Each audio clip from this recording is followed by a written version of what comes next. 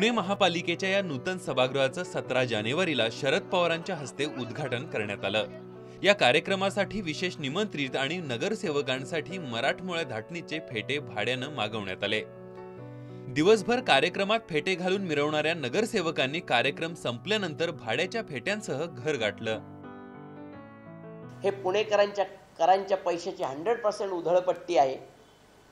त्यामुळे आमची मागणीच आयुक्तांकडे आम्ही अशी केलेली आहे की मुळात ही संकल्पना कोणाची आहे, कोणाच्या डोक्यातनं ही कल्पना आली, त्यासाठी बजेट कशाकरता घातलं गेलं, नागरिकांच्या कराचे पैसे का घातले गेले, आणि दुसरं हे फेटे घाल झालेच कसे।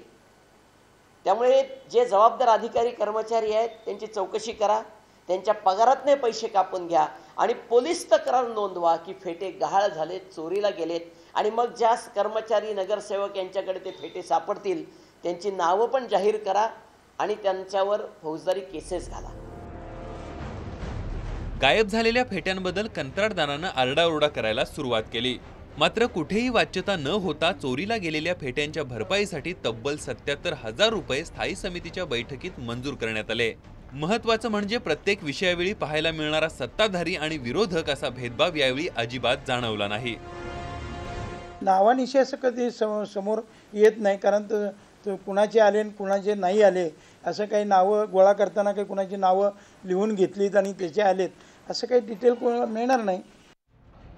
खरं तर नगरसेवकांच्या हौसेखातर पुणेकरांच्या खिशातून आलेल्या पैशाची उधळपट्टी का केली याचं उत्तर महापौर आणि नगरसेवकांना द्यावंच लागेल। अमोल कविटकर, जय महाराष्ट्र, पुणे।